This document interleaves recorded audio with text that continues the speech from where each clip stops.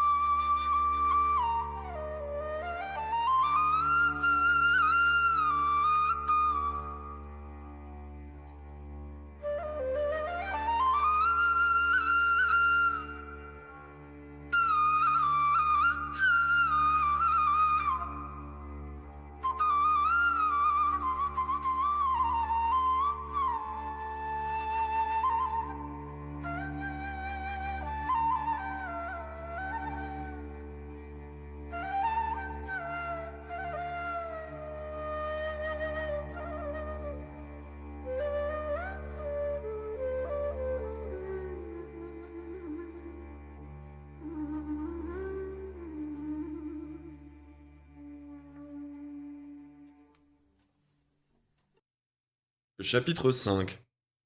Le vœu du voleur de songes. Voici notre trésor, dit Raïk Nassim. Ce que voudraient nous ravir ces rapaces Quarzazatim. Et le chagrin dans sa voix le disputait à la colère.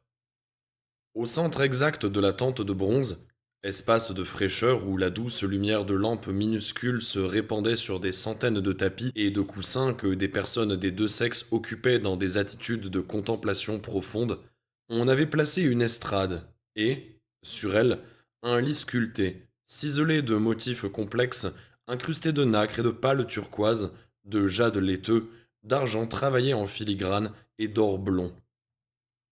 Elle y reposait, les mains sur sa poitrine qui se soulevait et retombait avec une ample régularité. Très jeune fille d'environ 13 ans.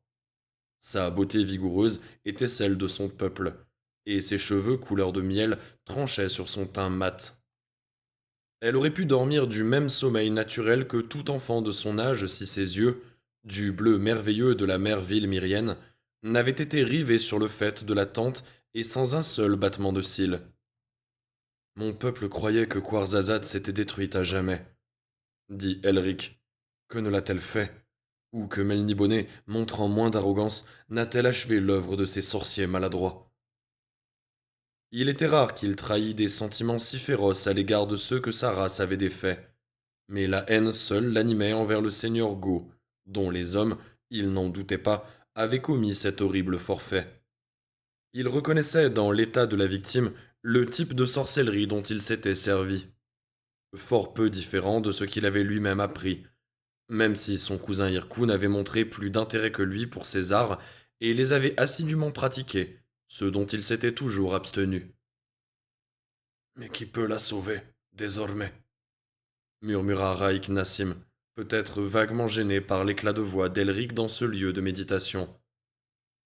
L'albinos se reprit et eut un geste pour s'excuser. N'existe-t-il aucune potion qui puisse la tirer de cette torpeur? Demanda-t-il. Raïk Nassim fit non de la tête. Il n'est rien, ni personne que nous n'ayons consulté. En vain. C'est le chef de la secte du moineau qui a jeté ce sort, et il en a emporté le secret dans la tombe quand, prématurément, nous avons exercé sur lui notre vengeance. Par égard pour les autres occupants du sanctuaire, Raïk Nassim retournait maintenant dehors avec ses hôtes. Là, face au désert, se tenaient des gardes dont les lampes et les torches projetaient de longues ombres sur le sable, cependant que l'astre de rubis déversait sur toute chose sa pourpre clarté, leur donnant l'impression d'être noyés dans une marée de sang. Elric retrouva le souvenir des heures passées dans sa jeunesse à contempler à son doigt les profondeurs de l'Arctorios, s'imaginant que la gemme était une porte vers d'autres mondes, que chaque facette donnait accès à un royaume particulier, tant il avait déjà lu sur le multivers et sur l'agencement qu'on lui supposait.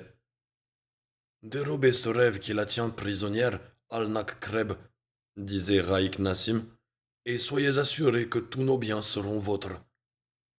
Le beau noir secoua la tête. La sauver suffirait à ma récompense, père, mais je crains de n'en avoir les compétences. Nul autre n'a-t-il pas essayé? Rien que des imposteurs, et plus d'une fois. Des aventuriers magiciens de Kwarzazat, croyant détenir votre savoir ou le pouvoir d'accomplir ce dont seul est capable un voleur de songes, sont venus nous trouver, se présentant comme des membres de votre guilde. Nous les avons tous vus basculer dans la démence. Bon nombre sont morts. Nous avons laissé quelques survivants regagner Kwarzazat et décourager les autres de risquer leur vie sans plus de résultat que nous faire perdre notre temps. Vos paroles sont empreintes de patience, Raik Nassim, dit Elric, récapitulant ce qu'il avait appris jusqu'alors, comprenant mieux l'acharnement du seigneur Go à trouver un voleur de songes pour s'acquitter de cette tâche.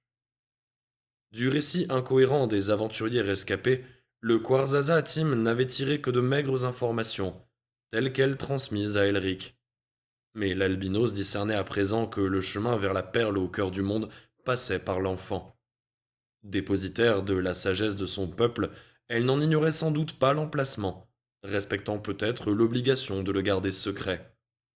Quoi qu'il en fût, tout progrès resterait impensable tant que Varadia ne serait pas sorti de son sommeil magique. Et même alors, Elric ne se voyait pas l'interroger, quémander un secret qu'il n'avait pas à connaître. Son seul espoir était qu'elle le lui révélât spontanément, car aucune circonstance au monde ne pourrait l'amener à poser des questions. Raik Nassim parut saisir en partie le dilemme de l'albinos. Ami de mon fils, dit-il dans le parler cérémonieux de son peuple, nous savons que vous n'êtes ni un ennemi ni un voleur, venu de son plein gré prendre ce qui est nôtre, et aussi que vous n'avez nulle intention de nous dérober un trésor dont nous serions les gardiens. Ayez donc l'assurance, Elric de Melniboné, que si Alnak Kreb parvient à sauver notre sainte fille, nous ferons notre possible pour vous mettre sur le chemin de cette forteresse de la Perle. Le seul motif que nous pourrions avoir de faire obstacle à votre quête serait qu'à son réveil, Varadia nous déconseille d'y apporter notre aide. Mais dans ce cas, sachez que vous en serez pour le moins informés. On ne saurait faire de promesses plus honnêtes, dit Elric reconnaissant. En attendant, je m'engage auprès de vous, Raik Nassim, à protéger votre fille de tous ceux qui pourraient lui vouloir du mal, et à veiller sur elle jusqu'à ce qu'Alnak vous les ramener. Le voleur de songes avait fait quelques pas, s'éloignant des autres. Il leur tournait le dos, debout, absorbé dans ses pensées. Sur le bord du cercle éclairé par les torches, son blanc manteau teint d'ombre rose brillant sous la lune rouge de sang. Dans sa ceinture, il avait tiré son étrange canne et la tenait à deux mains, la contemplait, lui parlait à voix basse, comportement fort peu différent de celui d'Elric avec son épée. Il finit par se tourner vers ses compagnons, le visage empreint de gravité. Je ferai de mon mieux, dit-il. J'aurai recours à toutes les ressources qui me sont propres, comme à tout ce qui m'a été enseigné. Mais je dois vous avertir qu'il est en moi des faiblesses dont je n'ai pas encore triomphé. Je puis les contrôler quand on me demande d'exorciser les cauchemars d'un vieux marchand, ou la transe amoureuse d'un jeune homme. Mais ce que je vois ici pourrait tenir en échec le plus sagace des voleurs de songes, le plus rompu aux arcanes de notre art. Dans le cas présent, il ne saurait être question d'un demi-succès. Ou je réussis, ou j'échoue. Toutefois, compte tenu des circonstances, de notre vieille amitié, du dégoût que m'inspirent les aventuriers magiciens et tout ce qu'ils représentent, je suis disposé à tenter l'entreprise. Pour l'heure, je n'en espérais pas plus, dit sombrement Raik Nassim, impressionné par le ton d'Alnak. Je cerne bien ce que serait votre succès, dit Elric. Ramenez l'âme de cet enfant à son monde d'origine. Mais que perdriez-vous en cas d'échec, maître voleur de songes? Alnac haussa les épaules. Rien qui soit de grande valeur, je suppose. Elric riva son regard dans celui de son nouvel ami et vit qu'il mentait. Mais le voleur de songes ne souhaitait manifestement pas être questionné plus avant sur le sujet. Je dois me reposer maintenant, dit Alnac, et manger. Il se drapa dans les plis de son manteau, ses yeux sombres rivés dans ceux de l'albinos, comme pour partager quelques secrets qu'au fond de son cœur il sentait incommunicables. Puis il se détourna, brusquement, dans un rire. Ah, si mes efforts devaient avoir pour fruit le réveil de Varadia, et que la manière d'atteindre votre terrible perle lui soit connue, maître Elric, j'aurais alors abattu un bon peu de votre tâche, et de ce fait, j'attendrai ma part de la récompense. Je n'en aurai d'autre que d'oxyre le seigneur Go, rétorqua tranquillement Elric. Je vous entends, dit Alnac, dirigeant ses pas vers la tente de bronze qui vibrait et miroitait comme quelque objet à demi émergé du chaos. C'est exactement celle que j'aspire à partager. Outre la grande pièce centrale, la tente de bronze comportait une série de chambres plus petites où les visiteurs pouvaient se remettre des fatigues de leur voyage. Ce fut dans l'une d'elles que les trois hommes s'étendirent, et, repoussant leur sommeil, réfléchirent à ce qu'ils allaient entreprendre le lendemain. Cela se fit sans échange de paroles, mais plusieurs heures s'écoulèrent encore avant qu'ils ne fussent endormis. Au matin, à l'approche d'Elric, de Raïk Nassim et d'Alnak Kreb, tous ceux qui étaient jusqu'alors restés en méditation autour du lit où reposait la sainte fille se retirèrent avec respect.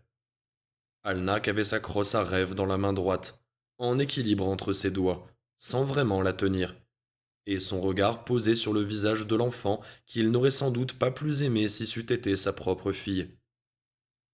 Un long soupir s'échappa de ses lèvres, et Elric constata que le sommeil avait refusé au jeune homme ses effets réparateurs. Il avait les traits tirés, un air misérable que ne fit qu'accentuer son sourire quand il se tourna vers l'albinos. Tout à l'heure, je vous ai vu boire de votre flasque d'argent, et je dois avouer qu'il m'a traversé de vous en demander un peu. C'est un poison, et qui engendre dépendance, se récria Elric choqué. Je croyais avoir été clair sur ce point. Oh, vous l'avez été. De nouveau, l'expression d'Alnak Kreb révéla sa souffrance de ne pouvoir partager certaines pensées.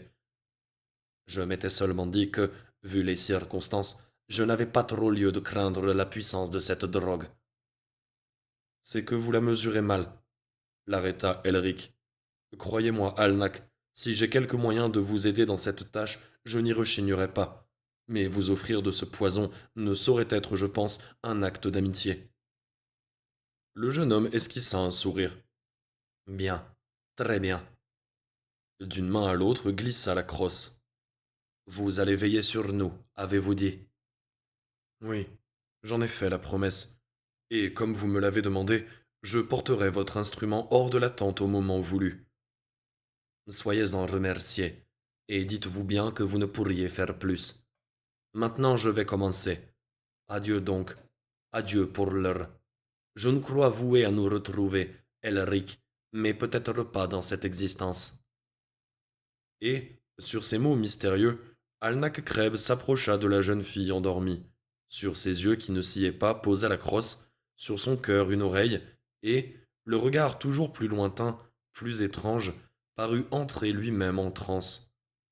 Puis il se redressa, chancelant, prit l'enfant dans ses bras, la déposa en douceur sur les tapis, s'étendit près d'elle, une main refermée sur sa petite main, l'autre sur la crosse à rêve. Son souffle se ralentit, se fit plus ample, et de sa gorge Elric eut comme l'impression d'entendre monter un faible chant. Raïk Nassim se pencha sur Alnak, le regarda droit dans les yeux, et n'y lut aucune réaction, mais la main tenant la crosse montait en accrochant la courbure autour des deux mains jointes, comme pour les assujettir et les lier ensemble. Elric eut alors la surprise de voir l'instrument exuder une faible phosphorescence et se mettre à palpiter, La respiration du jeune noir crut encore en ampleur. Ses lèvres s'étaient entr'ouvertes, et ses yeux, droit rivés au-dessus de lui, embrassaient le même chant que ceux de Varadia. Si Elric n'était pas sûr d'entendre un murmure émaner de l'enfant, le tremblement qui se propageait entre les deux gisants n'avait rien d'une illusion, ni les palpitations que la crosse, développant sa brillance, moulait à présent sur le rythme entrelacé de leurs deux souffles communs. Puis l'étrange instrument soudain se ploya, se tordit, alla d'Alnac à la sainte fille, doté d'une vitesse inconcevable, comme s'il pénétrait dans leurs veines et se trouvait emporté dans la course de leur sang. Elric crut voir un enchevêtrement d'artères et de nerfs touchés par l'étrange lumière de la crosse. Alnac alors émit un cri unique, et sa respiration perdit sa régularité, remplacée par des soubresauts espacés presque imperceptibles tandis que celle de Varadia gardait sa lenteur, son ampleur, sa cadence imperturbable. La crosse avait regagné Alnac. Elle semblait brûler au fond de son corps, ne plus faire qu'un avec sa moelle épinière et son cortex. C'était comme si l'extrémité courbe de l'instrument brillait à l'intérieur du cerveau et que cet indescriptible rayonnement se diffusait dans la chair, l'inondait, révélant chaque os, chaque organe jusqu'au plus infime vaisseau sanguin. Elric crut la sainte fille épargnée par de telles métamorphoses tant qu'il ne la regarda pas de plus près, s'apercevant alors, presque avec horreur, que les yeux d'azur avaient viré au noir de jais. Son regard, non sans répugnance, retourna sur le visage d'Alnac et y vit ce qu'il aurait souhaité ne pas y voir. Les yeux du voleur de songes étaient désormais d'un bleu lumineux, comme si l'enfant et lui avaient échangé leurs âmes. Pour riche et variée que fût son expérience en matière de sorcellerie, l'albinos n'avait jamais assisté à rien de comparable, et se découvrait perturbé par ce spectacle. Peu à peu, il en venait à mieux saisir l'étrange nature de l'appel du voleur de songes. Pourquoi cela risquait d'être si dangereux? Pourquoi l'aptitude à une telle profession était si rare? Et plus rare encore, le désir réel de l'exercer. Et voici que d'autres changements s'amorçaient. La crosse parut de nouveau se tordre, et commença d'absorber la substance même du voleur de songes, drainant à elle sang et vitalité des os, de la chair, du cerveau. Raïk Nassim gémit de terreur, recule, incapable de se contrôler. Ah, mon fils, qu'ai-je demandé de toi?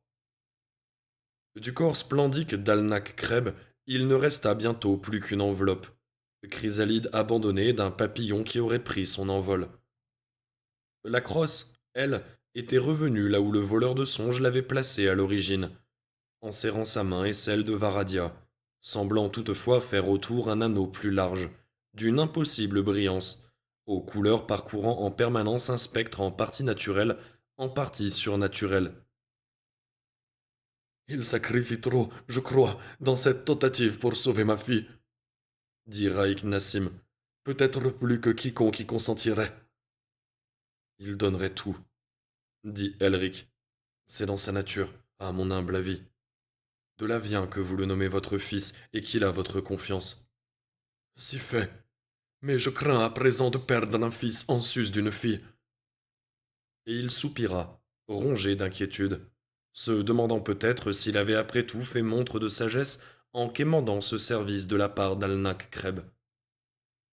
Sur plus d'un jour et d'une nuit, Elric demeura aux côtés de Raïk Nassim et des autres Boradim, hommes et femmes qui vinrent les rejoindre sous les vastes ailes de la tente de bronze, les yeux rivés sur le corps étrangement racorni d'Alnac Kreb, le voleur de songes, lequel corps remuait de temps à autre et murmurait, sans pour autant paraître moins inanimé que ces chèvres momifiées qu'il arrivait aux dunes de dévoiler.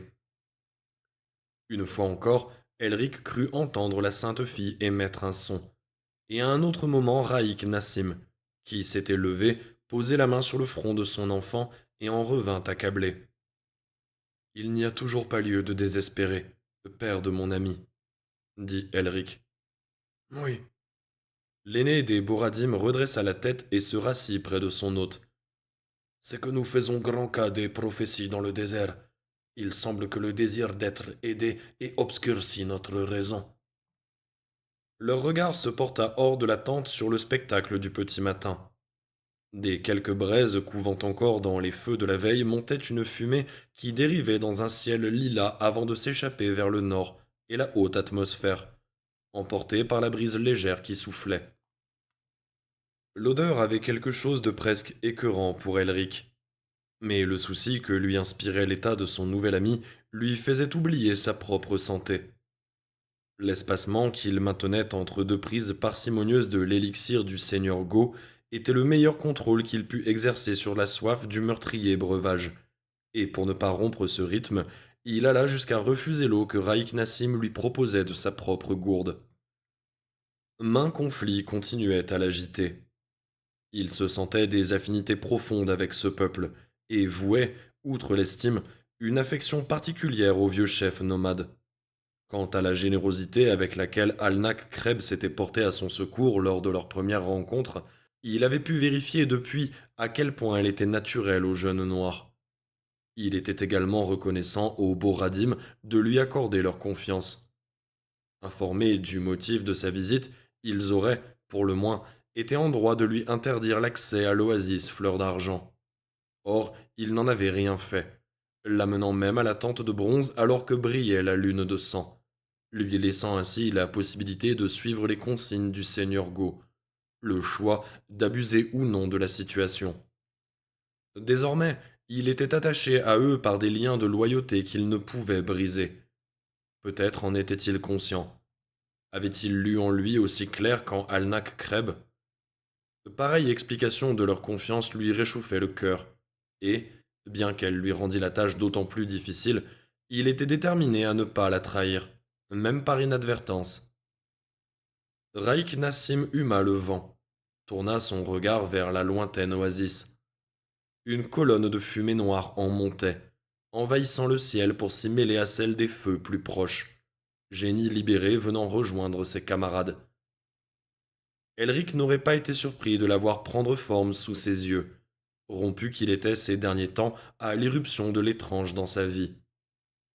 Encore un assaut, dit Raïk Nassim sur un ton détaché. Espérons que ce soit là le dernier. Il brûle les cadavres. Qui vous attaque? D'autres groupes d'aventuriers magiciens, dans les agissements desquels je soupçonne quelque rapport avec la politique interne de Kwarzazat. Ils sont tous à se battre pour je ne sais quel privilège, peut-être cette place au conseil dont vous nous avez parlé. Nous sommes accoutumés à ce que, de temps à autre, leurs machinations nous impliquent. Mais, en l'occurrence, il semble que cette perle au cœur du monde soit le prix exigé pour un siège à leur directoire. Si bien qu'à mesure que la nouvelle se répand, c'est en nombre croissant qu'ils nous expédient leurs guerriers pour dénicher ce joyau.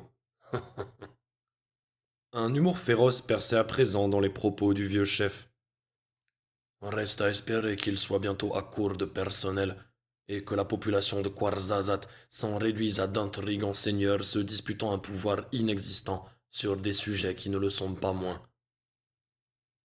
Elric observa une tribu entière de nomades qui passaient au large de la tente de bronze, marquant ainsi leur déférence. Ces gens, blancs de peau quoique basanés, avaient des yeux d'un bleu tout aussi lumineux que ceux qui fixaient le néant à l'intérieur du sanctuaire. Et, rejetant leur capuche en arrière, ils révélèrent, autre trait commun avec Varadia, des cheveux d'une étonnante blondeur. Ils se distinguaient toutefois des Boradim par leur costume, où dominait une riche nuance lavande rehaussée d'or et de vert foncé.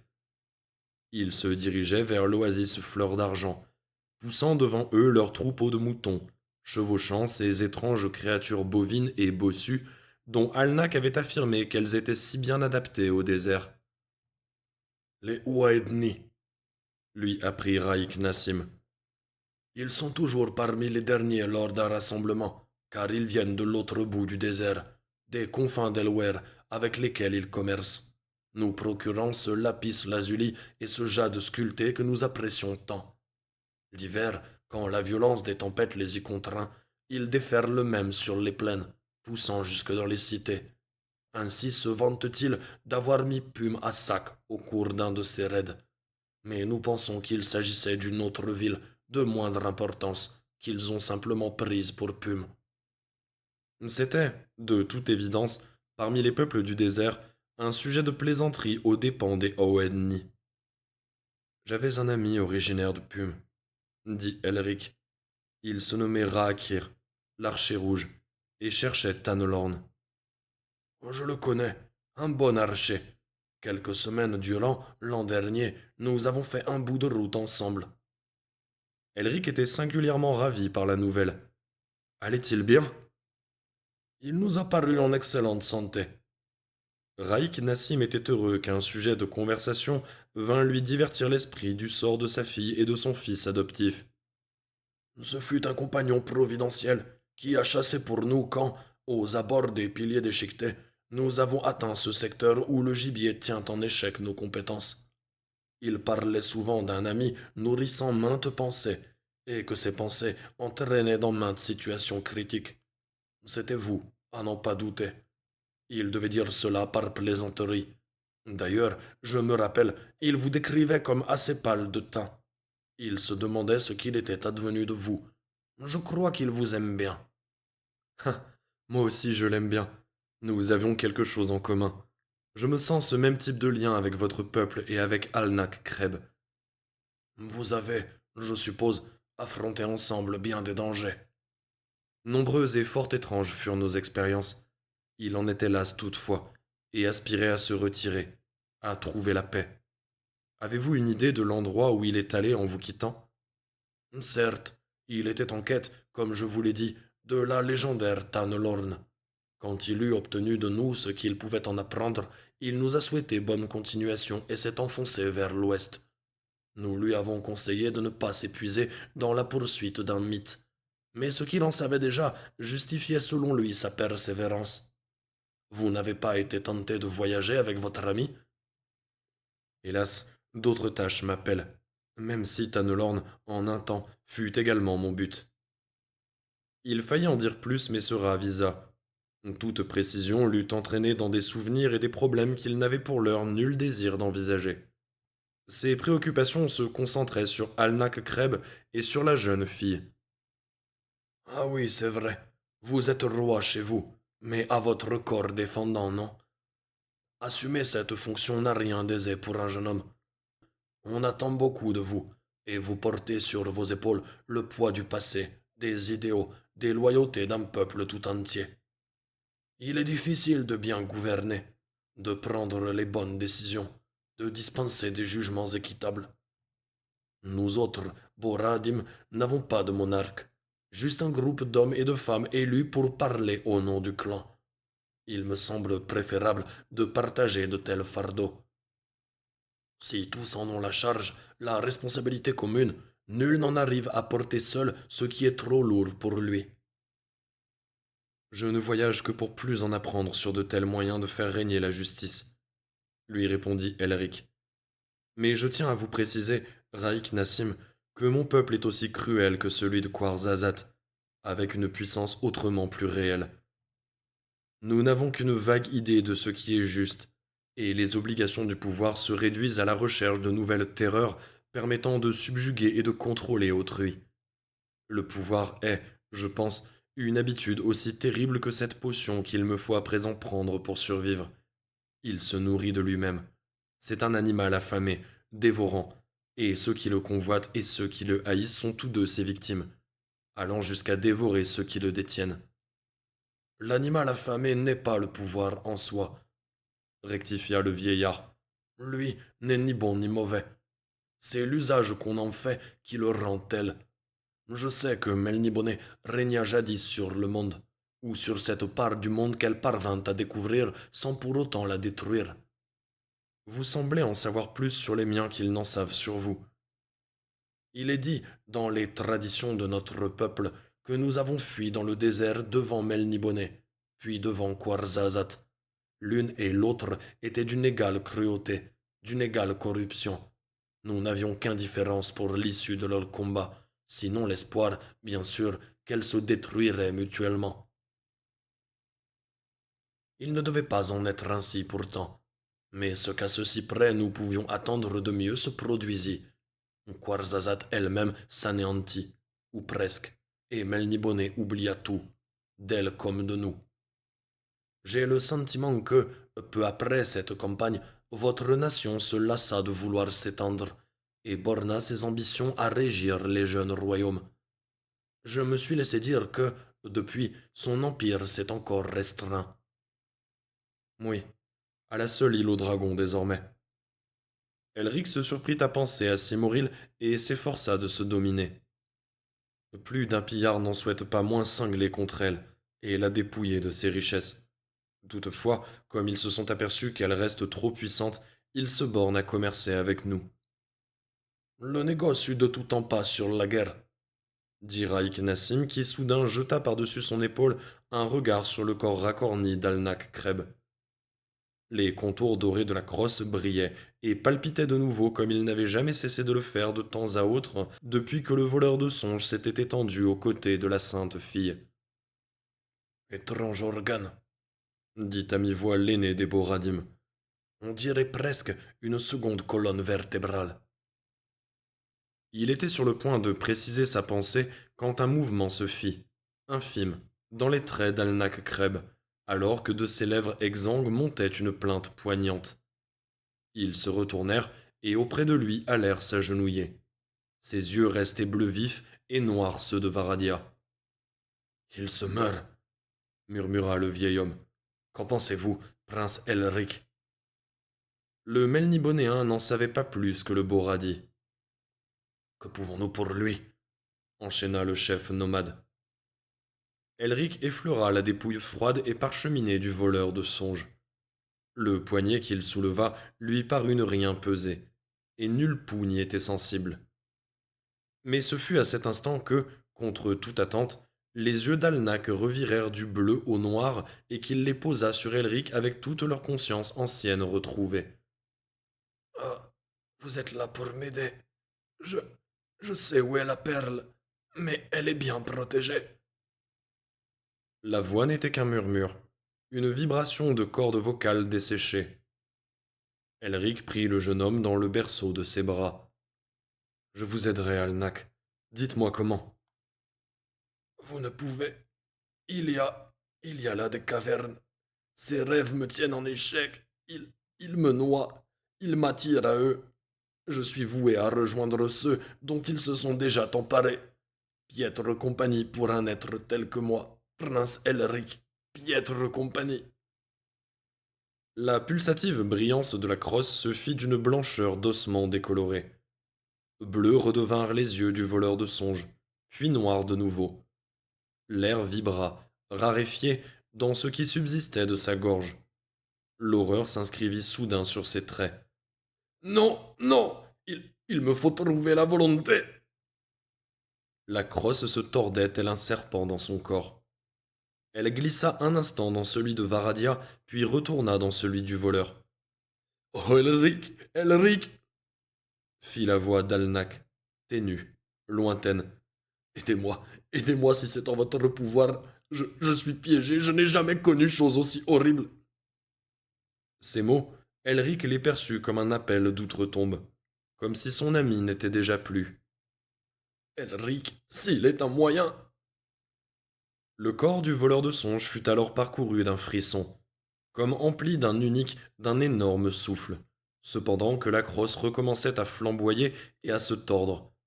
Puis, elle se fit immobile, retrouvant sa position première, sa courbure en serrant les deux mains aux doigts entremêlés. Oh mon ami, insensé, insensé que je fus de m'être même imaginé capable de survivre à cette... Oh. Le filet de voix s'amenuisait, désormais presque inaudible. Que n'ai-je compris la nature de son esprit? Elle est trop forte, beaucoup trop forte. De qui parle-t-il? Demanda Raïk Nassim. De mon enfant? De ce qui la retient? C'est une Saranglia. Sa grand-mère avait le pouvoir d'envoûter des tribus entières, de leur faire croire qu'une épidémie les décimait. Mais je l'en avais averti. Que peut-il ne pas comprendre? Oh, Elric, Elric, ah, elle me détruit. Un tremblement secoua la main frêle qui se tendait vers l'albinos.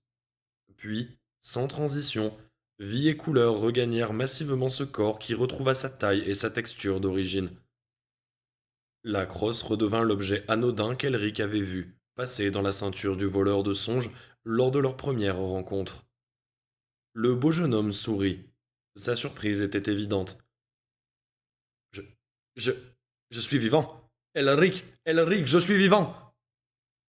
Sa main se raffermit sur l'instrument de son art et il voulut se lever. Mais alors il toussa, et quelque chose de répugnant suinta de ses lèvres, comme une sorte de ver gigantesque à demi digéré, ses propres entrailles pourries et liquéfiées qu'il aurait vomi. Il s'essuya la bouche. L'espace d'un instant, panique et incompréhension redéferlèrent dans ses yeux. Non, dit-il, soudain résigné. Quelle présomption fut la mienne. Je me meurs, bien sûr. À la renverse, il s'effondra, tandis qu'Elric tentait de le retenir. Retrouvant son ancienne ironie, Alnak Kreb secoua la tête. Hélas, il est un peu tard, je pense. Après tout, il n'est pas. Il n'est pas dans mon destin d'être votre compagnon sur ce plan, maître champion. Elric, pour qui ces mots n'avaient aucun sens, crut son ami en plein délire, et s'efforça de le calmer.